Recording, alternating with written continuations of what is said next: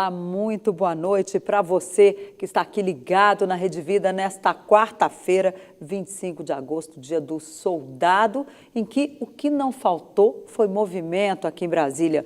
Logo cedo o MDB lançou um documento, Todos por um Só Brasil, em que pregou a pacificação da política e também ali disse o presidente Michel Temer, o ex-presidente Michel Temer, chega, basta. Basta de confusão, o momento é de pacificação. O comandante do Exército, o general Paulo Sérgio, também discursou na mesma linha, defendendo os valores de Duque de Caxias. Ele foi muito incisivo ao dizer que o país precisa de paz, desenvolvimento. Ele foi muito firme no seu discurso. E, para completar, hoje o presidente do Senado, Rodrigo Pacheco, anunciou que rejeita o pedido de impeachment do ministro Alexandre de Moraes, apresentado na última sexta-feira ao Senado pelo presidente Jair Bolsonaro. É tanto assunto, e para discutir todos esses e mais alguns outros que também tramitam no Congresso Nacional, eu e José Maria Trindade recebemos hoje o deputado general Peternelli, ele que é do PSL de São Paulo. Boa noite, general. Um prazer receber o senhor aqui, deputado. Muito bem-vindo. Muito obrigado, Denise. Uma boa noite a você, ao Zé Maria. É uma satisfação estarmos participando do programa nesse período em que você colocou muito bem, né, o Dia do Soldado e que reverenciamos a memória do Duque de Caxias. Você colocou vários temas e eu vejo que é importante. Muitas pessoas não têm o conhecimento de que Caxias também foi senador. E ele exatamente teve a habilidade de buscar essa paz que todos estão buscando, de solução dos conflitos, buscar unir opiniões divergentes, tanto que ele é conhecido como o pacificador. Então, ele retrata bem e, com certeza, se nós inspirarmos nas ações do Duque de Caxias como soldado, o que ele dedicou à pátria e a sua atuação como senador, atuação no Congresso Nacional, nós vamos estar buscando esse foco que todos temos que ter, que é o bem da população brasileira. É isso aí, né, Zé Maria? Hoje, muito boa noite. Foi um dia movimentado e a tensão, apesar de todas essas atitudes aí em torno de uma pacificação, a tensão ainda não se dissipou, né? Não, e foi importante demais essa decisão hoje do presidente do Senado, senador Rodrigo Pacheco, mas a indicação é de que esse é um assunto que tem que passar pelo plenário do Senado Federal. Não é uma representação qualquer, é uma representação do presidente da República pedindo o impeachment de um ministro do Supremo Tribunal Federal. Daí a importância de se levar esse assunto ao plenário do Senado Federal. É isso mesmo, como diz o general, o soldado é, antes de tudo, um garantidor da paz. É assim. A força é usada, parece contraditório, mas é real. A paz repousa sobre as armas. É preciso a força para garantir exatamente a paz. O general Peternelli está no primeiro mandato aqui. Ele veio da atividade militar, da Academia Militar das Agulhas Negras, é um PQD, um paraquedista, trabalhou muito com segurança, a área de inteligência aqui no Distrito Federal, e agora é deputado pelo PSL, vice-líder do partido na Câmara, eleito por São Paulo. General, um prazer falar com o senhor, um prazer recebê-lo aqui nos estúdios da Rede Vida em Brasília. Nós estamos vivendo, general, num momento muito tenso. Como o senhor classifica essa disputa ali entre o presidente Bolsonaro e o Supremo Tribunal Federal? Zé Maria, eu entendo exatamente esse foco aí de que nós temos que seguir os preceitos legalistas e que é a referência de Caxias. Lá nós temos a abordagem na nossa Constituição que diz que os poderes devem ser independentes e harmônicos entre si. Então, todos nós, brasileiros, temos que estar trabalhando para que os poderes sejam independentes e harmônicos entre si. Então, dentro desse foco, é que eu acredito que todos devem se pautar. É exagero quando se diz ou quando se desconfia que existe a possibilidade de fugir da Constituição, ou seja, uma quebra constitucional? Eu vejo que essa quebra constitucional, não sei por quem poderia ocorrer, né? O próprio ministro da Defesa, os próprios comandantes de força, hoje, mais uma vez, inteirou o contexto legalista de Caxias e o contexto, os aspectos em que as Forças Armadas são empregadas no contexto constitucional, e nesse constitucional a defesa da pátria, a garantia dos poderes, da lei e da ordem. Então, não acredito, né, não vejo aspecto que possa fugir disso. E a contribuição de todos faz com que cada um possa executar a sua atividade dentro do seu limite, dentro das suas atividades, e nós temos que ter sempre o foco o que contribui para o bem da população. Então, vai ter um discernimento, o que isso vai contribuir para a população? Se isso não contribuir de uma maneira efetiva, nós temos que buscar a solução pacífica, né?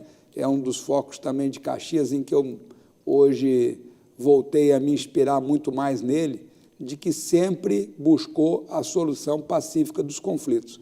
E dentro desse mesmo Mas foco... por que esse assombramento geral, essa dúvida, essa fala daqui, fala dali de que é possível uma intervenção militar ou quebra constitucional? Qual a origem disso, general? Eu não sei qual a origem disso, né? Porque desde quando eu cheguei no Congresso, várias atividades já foram desenvolvidas e as pessoas me perguntavam sobre algum contexto que envolvia as Forças Armadas de uma quebra constitucional. E eu informava que eu não via essa viabilidade e quem poderia melhor responder sobre esse tema era exatamente o ministro da Defesa, os comandantes da Força e os comandantes, né, os chefes de cada um dos poderes. Volto a lembrar que as Forças Armadas, constitucionalmente, podem, para a manutenção da lei e da ordem, ser acionado por um dos três poderes.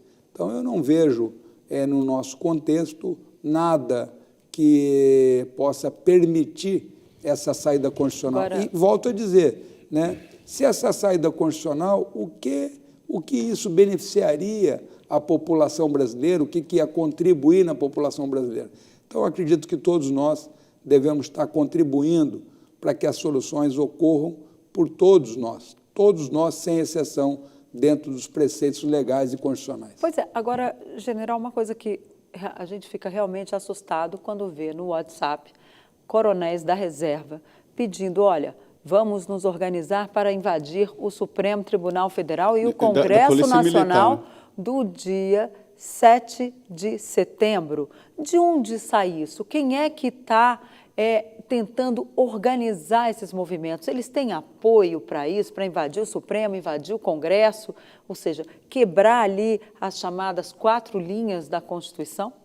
Eu acredito que toda manifestação ela é válida, mas ela deve ocorrer também dentro dos preceitos legais e constitucionais. E esses aspectos não estão previstos, né, de você exatamente depredar o patrimônio público, de você incendiar. Todos nós, os militares em especial, condenam atividades desse tipo, sempre procuramos caracterizar que atos desse naipe são consideradas atividades terroristas e executar. Então, eu visualizo que a manifestação é muito válida, a presença no 7 de setembro, ela é válida, que ocorra nas várias cidades, isso está dentro do preceito constitucional. Mas seria uma manifestação de apoio ao governo, então, e não uma coisa de ataque ao Supremo, ao Congresso? Eu vejo que toda manifestação tem que estar dentro dos preceitos legais. Algumas pessoas me perguntam assim, e se por um acaso o contexto da invasão do Congresso tiver eminente e o Legislativo, dentro do que estabelece a Constituição, solicitar às Forças Armadas a garantia, né, daquela estrutura? É uma atividade que lhe compete e compete às É o Forças... artigo 142, né? E compete às Forças Armadas, né, a garantia da lei, da ordem e dos poderes constitucionais. Pois é, o Zé Maria lembrou bem na hora que ele falou do artigo 142, há uma interpretação equivocada desse artigo aí por alguns setores. Como é que o senhor vê? Porque tem muita gente dizendo, porque o presidente Jair Bolsonaro tem que ir lá puxar o artigo 142 e, de repente, dar aí um recado para o STF, para o Congresso Nacional. Mas é possível isso? O senhor acha que tem que ser nessa linha? Ou as pessoas os bolsonaristas estão interpretando esse artigo de uma forma equivocada? Você repara, Denise, tudo que eu falei até agora, né, sobre esse aspecto, ele não é um ponto de vista. Eu estou repetindo palavras que constam do artigo 142 do texto constitucional. Né? Não estou inserindo novos assuntos, nada que fere esses aspectos. Então, o próprio ministro da Defesa e outros generais recentemente tiveram no Congresso, em várias comissões, e para não deixar dúvida sobre a atuação das Forças Armadas, eles, vira e mexe, ocorria uma pergunta, eles pegavam a Constituição e liam o artigo 142. Né? E o artigo 142 diz exatamente isso, que as Forças Armadas elas estão envolvidas na defesa da pátria, na garantia dos poderes constitucionais, da lei e da ordem. Sob comando do presidente da República. Não, não é só o contexto, ele tem no presidente da República o comandante supremo, mas Isso. Qualquer um dos poderes é até interessante para que todos que participem desse contexto, de nós buscarmos aí fazer com que a harmonia entre os poderes possa... Vamos ler aqui Vamos ler o 142, é importante. As Forças Armadas, constituídas pela Marinha, pelo Exército e pela Aeronáutica, são instituições nacionais, permanentes e regulares, organizadas com base na hierarquia e na disciplina, sob a autoridade suprema do Presidente da República e destinam-se à defesa da pátria, à garantia dos poderes constitucionais e, por iniciativa de qualquer destes, dos poderes, né, da lei e da ordem. Esse capítulo aqui é o capítulo 2º da Constituição das Forças Armadas e define ali nos incisos a regulamentação de como devem ficar as Forças Armadas, uma regulamentação sobre patentes e tal. Eu não vejo nesse artigo nada que sugira que as Forças Armadas sejam um poder moderador, por exemplo. Eu entendo que o artigo 142, 142, coloca as Forças Armadas sob comando do presidente da República, não é assim? Você leu aí perfeitamente. O comandante supremo das Forças Armadas é o presidente da República e ela está vocacionada à defesa da pátria, à garantia da lei e da ordem, podendo ser acionada por qualquer um dos três poderes. Então, não tem interpretação, é o que está escrito. Por isso que quando me perguntaram, se for invadir o Congresso e as Forças Armadas, acionada pelo Legislativo, né, para garantia da lei e da ordem, qual seria o posicionamento? Constitucional. Perfeito. Olha, nós estamos aqui no Frente a Frente falando de política. Você sabe que política define a sua vida. Hoje, com o deputado general Peternelli, ele é do PSL de São Paulo. Nós vamos agora ao intervalo, 2 minutos, e já estaremos de volta aqui no Frente a Frente.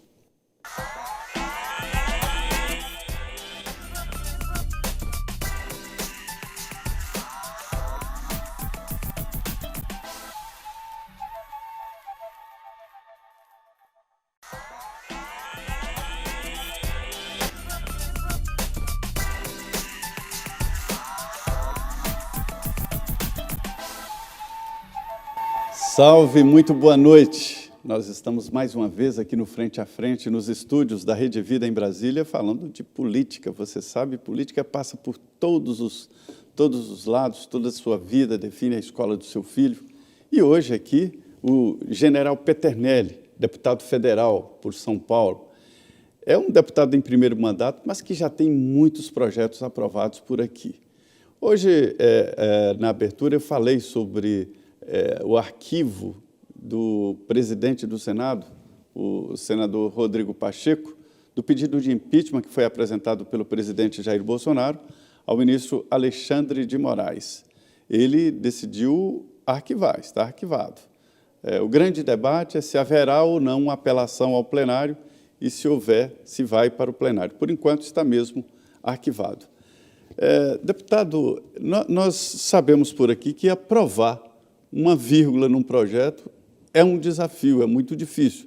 O senhor já está no primeiro mandato e já aprovou mais de 100 proposições, entre elas 100 projetos, aliás, 6 projetos, né? 6 projetos, nós apresentamos mais de 200 proposições e dessas proposições aprovamos alguns projetos. Isso, vamos lá. Primeiro, o Conect SUS é um aplicativo de celular que facilita a vida de muita gente. Dá ao médico que vai te atender um acesso total ao seu prontuário, à sua vida, né? Sua vida médica, inclusive caderneta de vacinação. E foi uma lei aprovada, né, general? O Conect SUS, na realidade, Zé Maria, ele é uma realização do governo Bolsonaro. O Ministério da Saúde, ele montou o app de celular. Nós apresentamos, o deputado Luizinho e eu, apresentamos um projeto de lei que é o da caderneta de vacinação digital, né? E esse projeto ele é importante.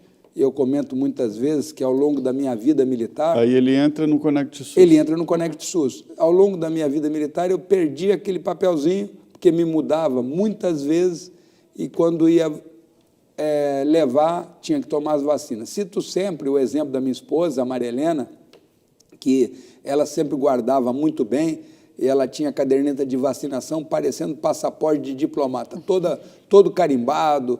E quando eu me aposentei, fomos para São Paulo, e moro ali perto da Estação Paraíso, ela falou, vou fazer trabalho voluntário no hospital aqui do lado. Fez lá os cursos, tudo certo, ia passar uma tarde toda semana lá, aí tinha que levar a caderneta de vacinação. Ela foi lá toda satisfeita procurar a caderneta dela, não achou. E aí, nessa condição, Denise, teve que tomar 12 vacinas novamente.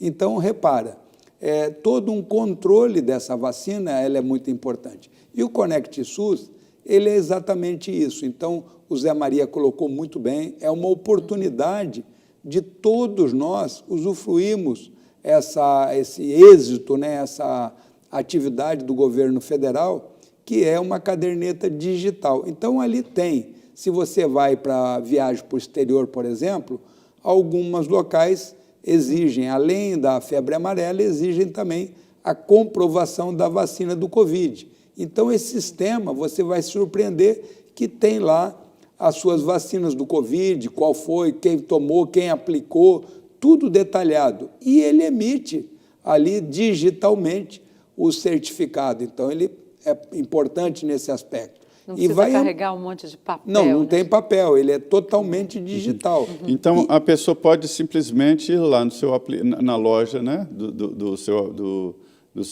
da sua conta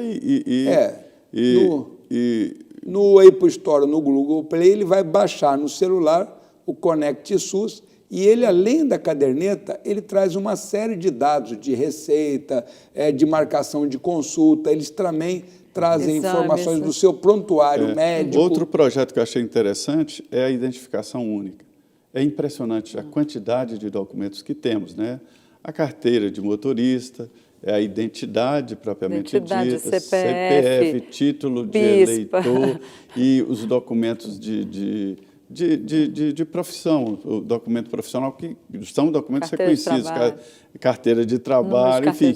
E a ideia do senhor é definir um documento único, que já foi tentado, né? Na realidade, pelo CPF da pessoa, só o CPF já identificar e pronto? Não, na realidade, Zé Maria e Denise, o Brasil sempre tentou, tanto o documento nacional de identificação, que está em vigor, um projeto não colide com o outro, mas tentou o cadastro único, aonde todos os dados dos brasileiros estariam num único local. Só que quando você puxa, Receita Federal, me dá todo o teu banco de dados, ela diz, olha, não posso, preciso, tem receita, tem informações reservadas, E a mesma coisa, você pede para uma secretaria de segurança pública, aquele Estado precisa daqueles dados. Você pede para as Forças Armadas, o banco de dados. Então, cada um... Hoje a gente pode tirar várias identidades. Né? Hoje pode tirar uma identidade por Estado, cada uma vai ter um número. E o que esse projeto traz para quem nos está assistindo na Rede Vida? E de 8 anos para cá, a certidão de nascimento já tem o número do CPF. Então, a criança já nasce com esse número. Eu posso dizer que eu contribuí com um tijolinho nessa decisão. E esse projeto, ele prevê que essa criança, quando tiver 7, 8 anos e for tirar uma identidade no seu estado, ao invés de receber um outro número, ela deve receber esse mesmo número que está na certidão de nascimento, que é o CPF. Então, dessa maneira, mesmo que ele tirasse várias identidades em vários estados, todos teriam o mesmo número. O projeto prevê que mesmo as identidades funcionais tenham que ter o CPF como número de identidade. Foi aprovado na Câmara. Foi aprovado na Câmara, ele agora está para ser aprovado no Senado, é o projeto que eu tenho em parceria também com o deputado Felipe Rigoni, é o projeto 1422. O meu foi apensado, era o 1777, e que trata disso. Você verifica, esse projeto prevê, além do número ser o mesmo na identidade, quando for tirar o título de eleitor, em vez de receber um outro número, vai receber o mesmo. Carteira de trabalho, número SUS, número de passaporte. Então, todos terão o mesmo número. Apesar do banco de dados ser diverso, ele vai ter um indexador comum, que é o CPF. Tem data para aprovar no Senado? O senhor já conversou com o Ministério da Justiça ali, Polícia Federal, porque essa questão do passaporte, eles são meio... Mas nós verificamos... Eles têm algumas restrições. Quando você faz um projeto de lei, quando você constrói um projeto de lei, tem todo um trabalho que você desenvolve. E, nesse caso, não foi diferente. Para aprovação, inclusive, na Câmara dos Deputados, nós buscamos o parecer do governo brasileiro, que é do governo Bolsonaro. A Casa Civil emitiu um parecer favorável ao projeto, porque vai facilitar muito o cidadão. Então, dessa maneira, nós vamos ter o sonho brasileiro, que é o número único para o cidadão brasileiro, solucionado. E vai diminuir o custo, porque hoje, cada cidadão brasileiro, no banco de dados, pode ter lá 3, 4, 5 números, né? E, dessa forma, aos poucos, nós vamos economizando. Eu acho que estamos já partindo para implantar um chip, né? Seria o ideal, né?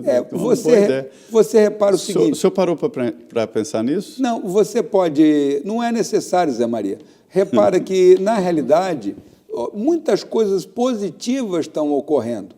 Né? O governo tem o meu Gov... reconhecimento facial. Isso, é isso que eu ia te citar. O meu Gov, né, que é Mais Brasil, ele prevê que a própria prova de vida no INSS, tudo mais, você vai poder realizar para o celular. Esse Conect SUS, inclusive, ele traz essa possibilidade.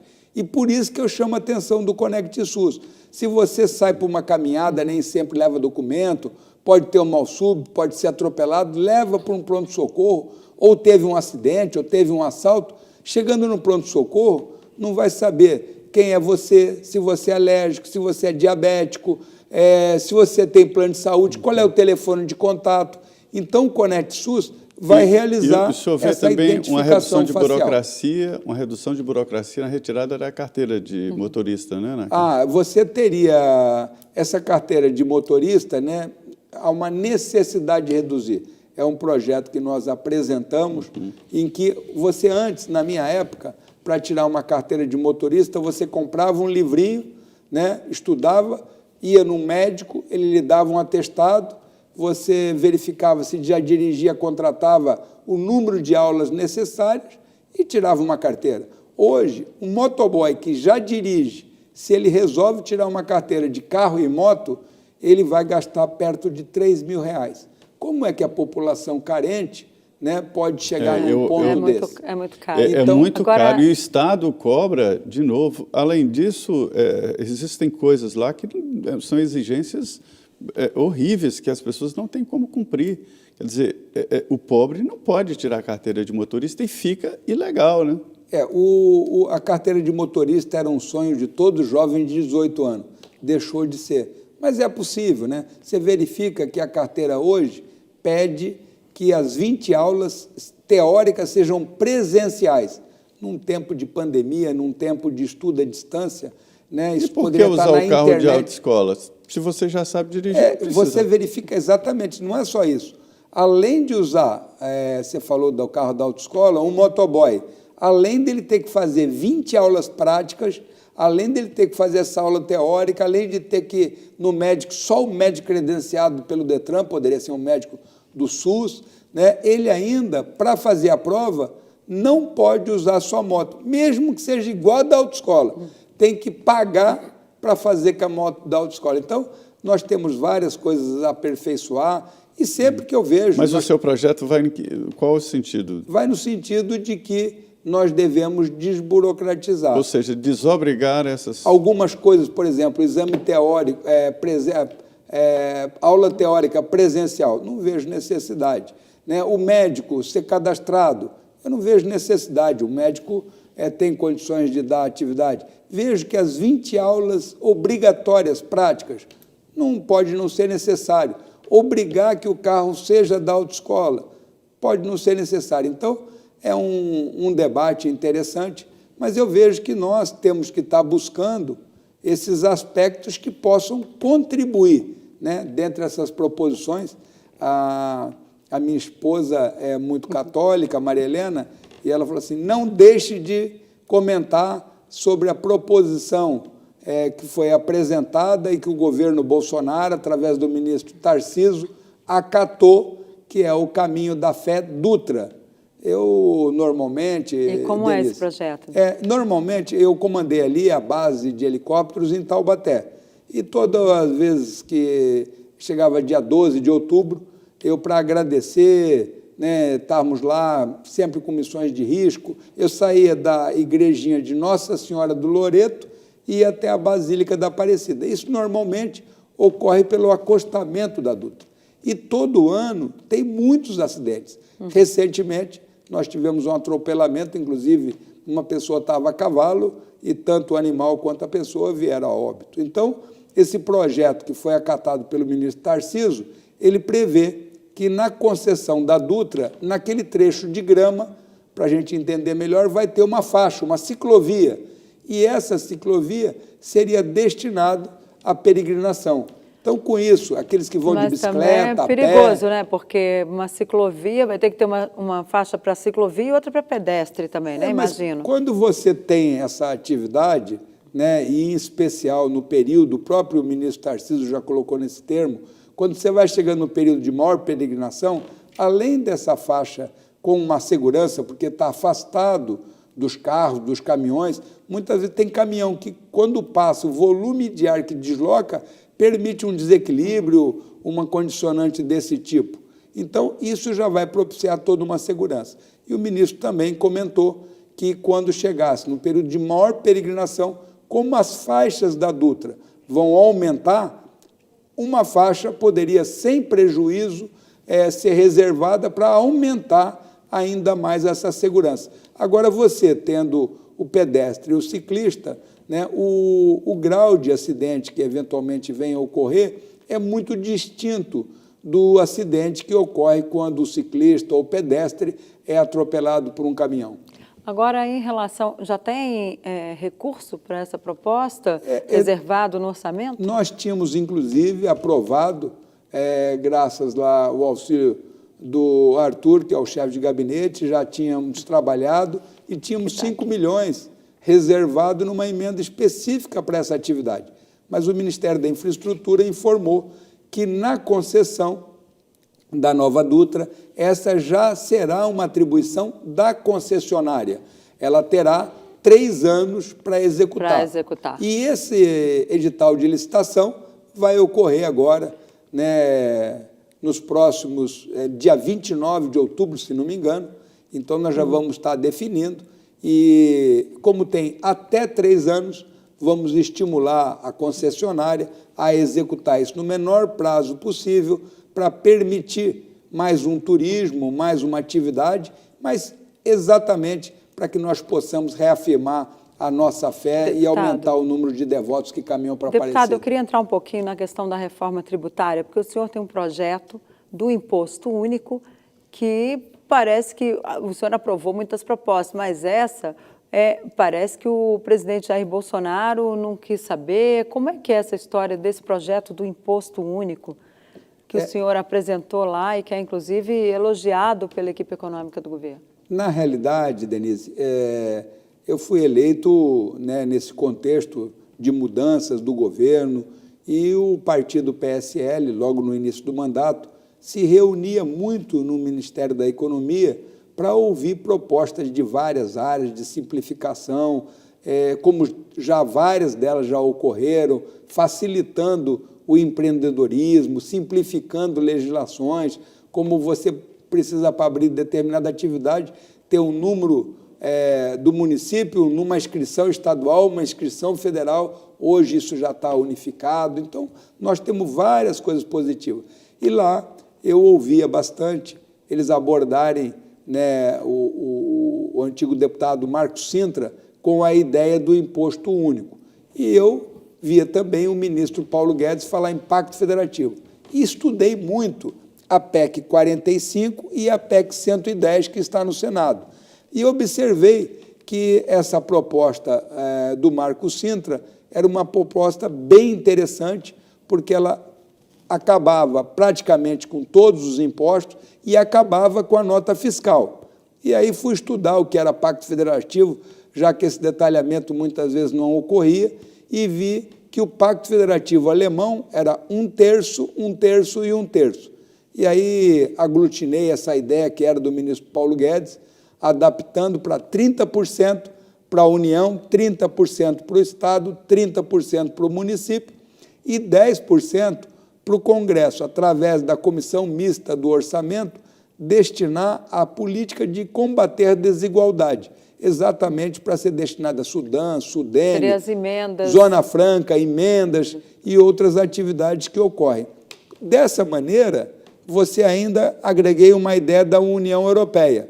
Hoje, fruto do compliance, para dar transparência nas atividades, na Europa você não compra um celular, né, pagando cash, você tem que comprar por via eletrônica. Então, agreguei que compras acima de R$1.000 só eletrônica e propus ainda para que nós tenhamos melhor transparência e acabar com as notas grandes. Deputado, esse bloco já está acabando. Eu queria que o senhor falasse que há um grande prejuízo para o Brasil quando se discute meio ambiente. E é interessante que ele trouxe aqui uma lista de pontos que ele considera positivos aqui do meio ambiente, passando por legislação. Quer dizer, o Brasil está perdendo a disputa de imagem? Na realidade, é exatamente isso, Zé Maria. Eu fui entrevistado, dentro dessas pesquisas escolares, uma assessora falou, a senhora tem um grupo, a minha filha gostaria de vir com mais 5 colegas, uma pessoa importante para elas entrevistarem. Aí comentamos sobre vários assuntos, e elas terminaram a pergunta e disseram assim, a Amazônia inteira está pegando fogo, o que o senhor pode fazer com isso? Então, eu vi que nós estávamos tendo uma ideia diferenciada do meio ambiente. Coloquei a equipe para pesquisar, para que tivesse a informação adequada. Comparação do mundo inteiro. De tudo. Então, por exemplo, nós temos 56% de matas nativas. 64%. 64%. Na Amazônia, 84%. Na Europa, que muitas vezes nos critica, tem 0,3%. Estão reflorestando, já devastaram tudo. Mas você repara, quando fala de reflorestamento, é um tema muito interessante, é bom lembrar que a Floresta da Tijuca, no Rio de Janeiro, era uma fazenda de plantação de café. E Dom Pedro II reflorestou aquela fazenda de café, transformando hoje esse patrimônio que nós temos, que é a Floresta da Tijuca. Então, o Brasil, né, ele tem reflorestamento. O próprio código, né? O Código Florestal Brasileiro, nós deveríamos, a legislação ambiental brasileira deveria ser aplicada no mundo inteiro.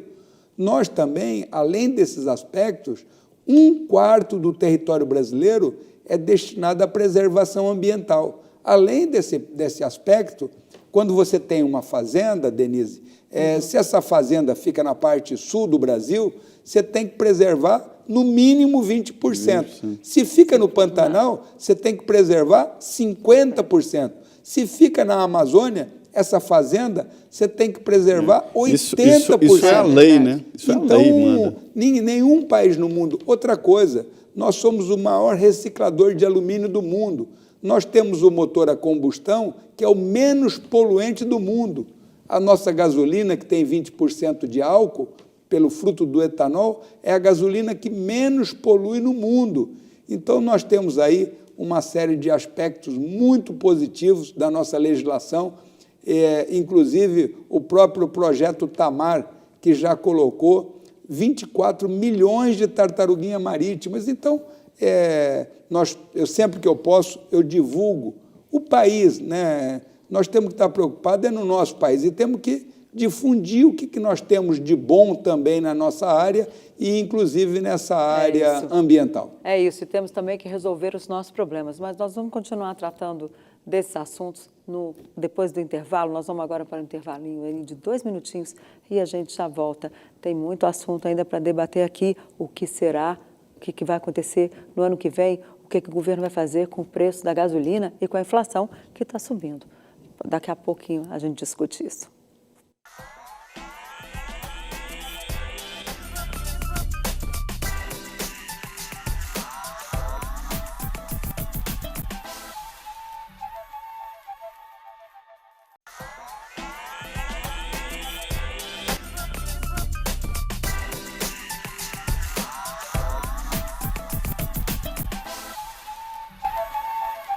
Olá, muito boa noite. Estamos ao vivo nos estúdios de Brasília com mais um Frente a Frente, o último bloco, e assunto não falta para a gente discutir aqui nesta noite. Deputado, queria muito falar com o senhor sobre os assuntos que estão realmente tirando o sono de muita gente que está nos assistindo. A inflação está alta, a gasolina quase R$ 7,00, agora vem aí perigo de racionamento de energia. O presidente Jair Bolsonaro já, inclusive, falou que vai mandar dar uma parada aí no ar-condicionado, no serviço público, para justamente economizar, dar ali o exemplo de economia de energia. Como é que resolve esses problemas que podem, inclusive, afetar a popularidade do presidente e a possível campanha pela reeleição no ano que vem? Não tem a menor dúvida, Denise. Essa parte da inflação, as atividades, elas têm reflexo direto. Não podemos esquecer também que o PIB tem crescido muito positivamente, isso é um sinal adequado. Eu vejo que, no que se refere ao combustível, por exemplo, nós temos toda uma discussão do ICMS, quanto que é disso, quanto que é do IPI, quanto que é... Tem tantas condicionantes que muitas vezes fica difícil para as pessoas compreenderem. E você vê que nessa proposta que nós apresentamos, que é do Marco Sintra, do 2,5, eu até difundo que se você cobrasse os 2,5 só na ponta da linha e pagasse um percentual daquele valor para cada um dos elos, só teríamos 5% sobre o combustível. Ou seja, eu vou explicar melhor. Você tem o custo a Petrobras... que sai é 2 e... Isso, mas vamos pensar, vamos esquecer... Porque ia acabar com o CID, ia acabar com todas essas todos coisas. Esses impostos. Se você... a Petrobras extraiu, foi para uma refinaria, teve um transporte até o local e teve o posto. Nós temos 4 elos da cadeia de comando. Se você cobrasse só na bomba o imposto, ou a parte financeira, e dissesse, olha, quando você pagar na bomba, 40% do que arrecadou vai para a Petrobras, 30% vai para a refinaria, 20% vai para a distribuidora, mais 10% para o posto. O que vai incidir de imposto na movimentação financeira seria 2,5% para cá, 2,5% para cá. Então, nós teríamos uma gasolina, um combustível, com a possibilidade de ter somente 5% de imposto. Então, todos esses valores que nós estamos falando hoje em dia, isso cairia drasticamente. Seria então, uma moeda eletrônica, no caso? Né? Nós temos que... O mundo todo caminha muito mais para um dinheiro digital, e, inclusive, você verifica...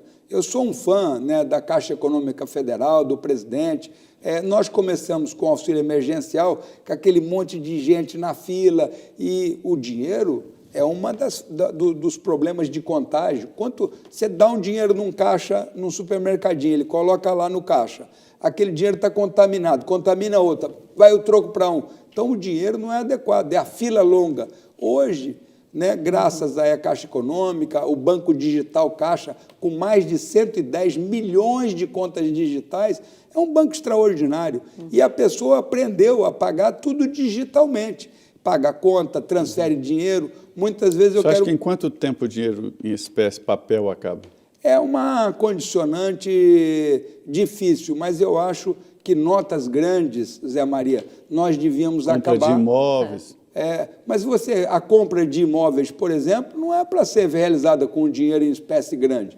É por isso que, no projeto de lei que está escrito aí, e que tem um item que é o mesmo da União Europeia, qualquer compra acima de R$1.000 só é eletrônica. Você não pode levar, né, um apartamento de dinheiro, uma mala de dinheiro. Isso não é uma situação Lima normal, fazia isso, deputado. Né? Lima fazia isso, um apartamento de dinheiro lá. Hoje foi preso lá um rapaz acusado de fazer pirâmide, que o advogado, 20 milhões de reais em dinheiro, isso não é crime. E realmente não é, né? Tem origem. Mas eu não estou dizendo nesse aspecto. E ele aspecto. Mexia com dinheiro eletrônico, Bitcoin. Isso, quer dizer, também está sujeito à fraude. Não há dúvida. Mas você verifica, muitas vezes ele trabalhava com Bitcoin, mas tinha o dinheiro físico na atividade, o que leva até a uma descrença na própria estrutura.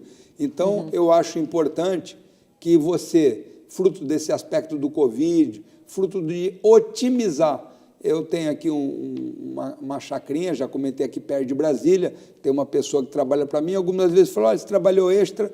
Quando eu pago pelo E-Social, eu já prefiro pagar digitalmente, que é um comprovante que você pagou.